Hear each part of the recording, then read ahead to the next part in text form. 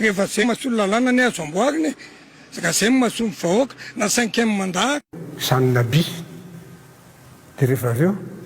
olona tsy tokony io raisina sérieux fa reny antsoina hoe folklore amin'ny sehatra politika malagasy ka ny troisième montage zany dia resaka adaly zany fa tsy olona kely 900 tsy olona kely 10,000 sy ray alina zany akory ny sakana fampanontroneta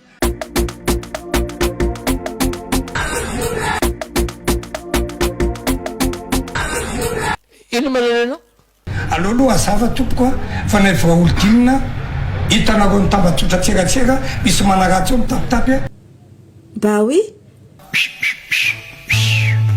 Famantarantsika mitongava saina fa mapala elo anakay ary tena mapala elo anakay